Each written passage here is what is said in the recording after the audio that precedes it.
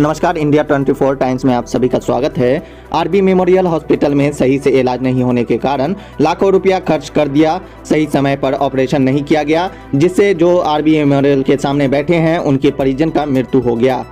यह पूरा वीडियो भी देखिए और डॉक्टर की सफाई को भी देखिए, किस तरह से अपनी बात पर सफाई दे रहे हैं। इस वीडियो में दरअसल एक मरीज को भर्ती कराया गया था, जिससे डॉक्टर को देखना चाहिए था, वह वहां कंपाउंडर और नर्स लोगों ने देखा। सही समय पर डॉक्टरों के इलाज नहीं करने से आरबी मेमोरियल पर काला धब्बा लगा है। आगे विस्तार से देखिए इस वीडियो में सब कुछ।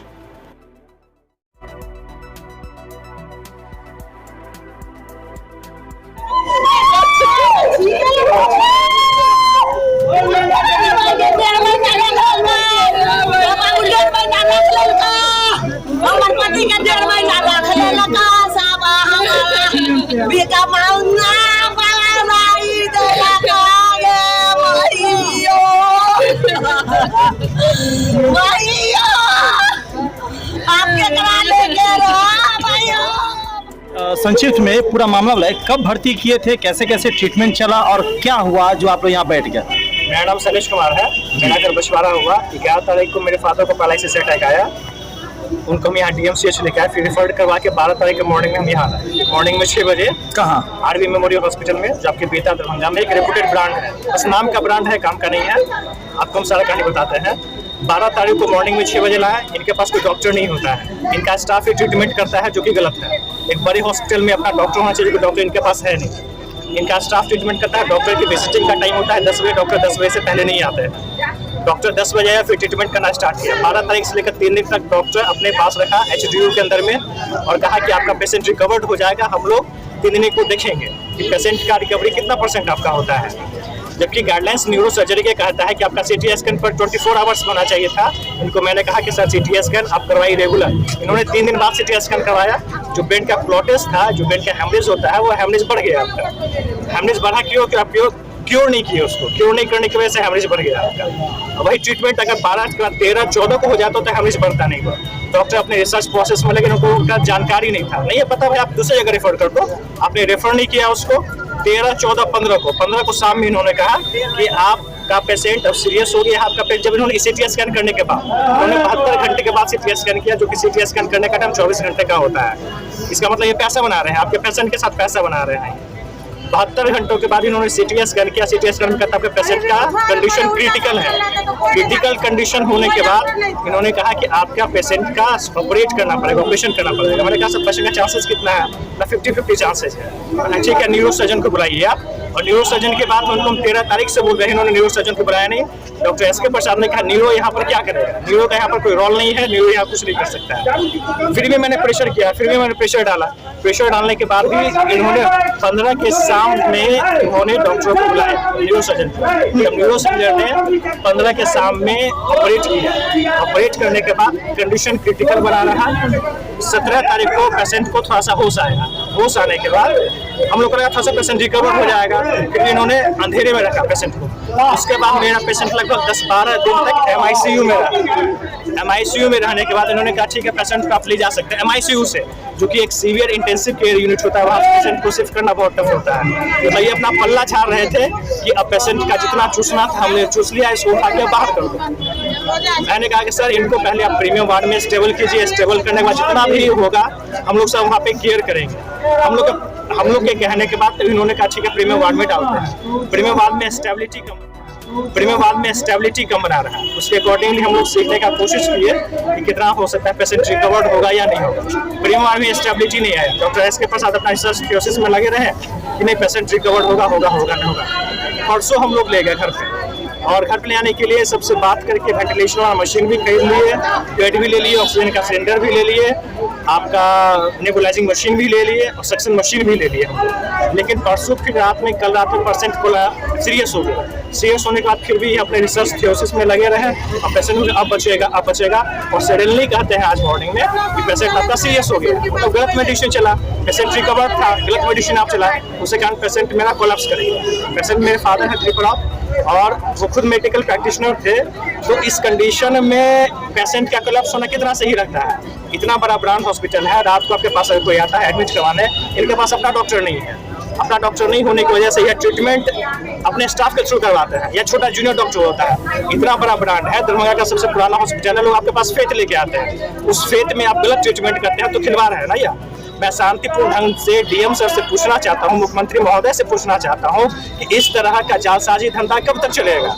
अगर आपको नहीं समझ में आता है तो आप अपने धंधा को बंद करो, या कुछ ऐसे डॉक्टर को अपॉइंट करो जो एक्सपर्ट हो, जो इसको नहीं समझ में आ रहा है बाहर रेफर करो। फिल्म आई थी एक गब्बर, उसमें सब कुछ दिखाया गया था किस ढंग से इनका ट्रीटमेंट होता है। तो हमको लगता है उसी तरह के लोगों को इनकी जरूरत है और वही इनके साथ होना चाहिए। आपको नहीं समझ में आ रहा है मत करो।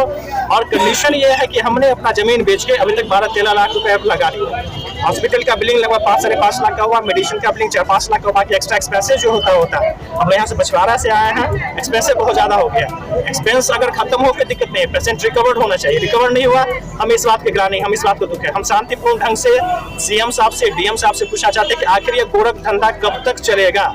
अगर यह चल रहा है तो इसको बंद किया जाए। एक प्रश्न का जवाब दीजिए, जब आप डीएमसीएच लेके आए पेशेंट को, यहाँ ट्रांसफर करा के मतलब रेफर किया गया, उसमें कुछ लिखा हुआ था जैसे सीटी स्कैन कराना या ब्रेन हेमरेज स्ट्रोक है? वहाँ पे हमने सीटी स्कैन करवाया था, वो सीटी स्कैन का रिपोर्ट हमने यहाँ सबमिट किया था। ओके। उसमें माइनर क्लॉटिंग था, लेफ्ट उसमें था क्या? हाँ, लेफ्ट साइड राइट साइड में थोड़ा सा क्लॉटेज था। ओके। हाँ, जबकि चाहते अगर डॉक्टर तो वो क्लॉटेज रुक सकता था। अच्छा, और यहाँ पे सीटी स्कैन उस यहाँ भर्ती होने के कितने दिन के बाद? 72 घंटे के बाद हुआ, जो कि गाइडलाइंस करता है इंटरनेशनल सिस्टम का। 24 घंटे के बाद या 20 घंटे के बाद सीरियस पेशेंट का होना आपने डॉक्टर को बताया था कि सीटी स्कैन की है, ब्रेन में दिख रहा है? चाहिए। हाँ, सब कुछ दिखाया था, रिपोर्ट भी इनको मैंने सबमिट किया था। उसके बाद भी डॉक्टर ने न्यूरो सर्जन को नहीं बुलाया? बराबर न्यूरो सर्जन को 4 दिन के बाद बुलाया। न्यूरो सर्जन को प्रेशर करने के बाद भी नहीं बुलाया। डॉक्टर ने 3 लोग आता है, लोग विश्वास करके आता है कि डॉक्टर भगवान होता है। लेकिन अगर आपके पास नॉलेज नहीं है तो उस धंधा को आप बंद कीजिए। एक आखिरी प्रश्न, यहाँ पे रेफर करने के लिए किसी ने कहा था कि ये अस्पताल में होता है या नहीं होता, या आप अपने मर्जी से आए थे? नहीं, यहाँ तो हम अपनी मर्जी से आए थे। अच्छा। अपनी मर्जी से आए थे, ये ब्लेम किसी को नहीं देना है। यहाँ एक पुराना हॉस्पिटल है, यहाँ पर पता है कि डीएमसीएच जितने दरभंगा के लोग नियर बाय में आते हैं, ये ब्लेम किसी को, मैं अपनी मर्जी से आया था। लेकिन यह डिसीजन हॉस्पिटल वाले को लेना है कि आप पेशेंट को कैसे ट्रीट करते हैं। क्या नाम है आपका? मेरा नाम शैलेश कुमार हुआ, मेरे फादर ही एक्सपायर किए हैं। क्या नाम है उनका? दिलीप राउत। पेशेंट को बचाने के लिए उसने कुछ भी नहीं किया, पेशेंट को बर्बाद होने के लिए सारा कर्म किया। हमको ये बोलता कि आप अपना पेशेंट को घर ले जाइए, घर ले जाइए, घर ले जाए ताकि वह मर जाए। जबरदस्ती हमको सारे डॉक्टर प्रेशर दे दे के घर ले जाए। 2 दिन के बाद अगर सीरियस हो गया फिर यहाँ भर्ती कराए, फिर इसको उन्होंने मार दिया। यानी मेरे पेशेंट पे उन्होंने किया बाबा प्रेशर दिया। और सबसे ज्यादा प्रेशर देने वाला मिस्टर एसके प्रसाद, जो फिजिशियन का डॉक्टर होके और ब्रेन हेमरेज का न्यूरो का दिक्कत। आपको जब आता ही नहीं है तो आप उसमें हाथ क्यों लगाए?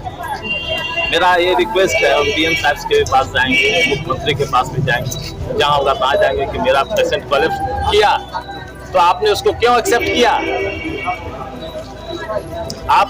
आप मेडिसिन के हैं तो आप न्यूरो क्यों देखें? आज मेरा पेशेंट एक्सपायर कर गया। अच्छा, मुझे ये बताइए कुल कितने रुपए अभी तक खर्च हो चुके हैं आपके इस अस्पताल में? टोटल मेरा 10 लाख खर्च हो चुका है, दवा ववा सारा एक्सपेंसिव लेके 10 लाख। ऑपरेशन का कितना बोला है खाली? ऑपरेशन का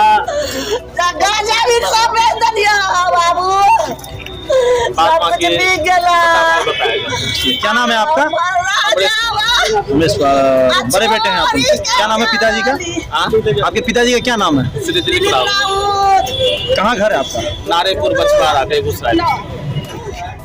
हम लोग sir RBL army memorial hospital है उसके सामने बैठे हुए हैं। पिताजी का शुरू से ही गलत ट्रीटमेंट की वजह से मेरे 11 तारीख को पिताजी के गलत ट्रीटमेंट की वजह से मेरे पिताजी एक्सपायर कर गए। जब मेरे पिताजी को पैरालिसिस अटैक हुआ मैंने यहाँ लेके आया। लाने के बाद इनको न्यूरो सर्जन से बगैर दिखाए हुए फिजिशियन से जो एसके प्रसाद उन्होंने देखा और उन्होंने आश्वासन दिया कि 4 दिन में आपका पेशेंट ठीक होकर रिकवर होकर घर चल जाएगा, परंतु ऐसा नहीं हुआ। क्या कि इन्होंने सीटी जो पैरालिसिस पेशेंट उनका सीटी स्कैन हर दिन होना चाहिए था, सीटी स्कैन इन्होंने 4 दिन दिया। आप सीटी स्कैन में हम रिपोर्ट दिखाएंगे, जो एकदम छोटा सा उनका स्पॉट था वह 4 दिन में बहुत बड़ा स्पॉट था। और ब्रेन हेमरेज जो है 2 साइड से करवा दिया। जब हम लोग हल्ला उल्ला किए तब न्यूरो सर्जन आए, तो जो न्यूरो सर्जन का डिपार्टमेंट था वो फिजिशियन केस थे, तो न्यूरो सर्जन 4 दिन के बाद आए। न्यूरो सर्जन 4 दिन बाद आने से मेरा पेशेंट को बोला गया कि आप या तो ऑपरेशन कराइए, नहीं तो आपका पेशेंट कोलैप्स कर जाएगा। अथवा पेशेंट का हमने ऑपरेशन करवाया, लेकिन रिकवर था। रिकवर होते होते गलत ट्रीटमेंट से फिर बोले, फिर एसके प्रसाद के पास गया और कब भर्ती कराए थे?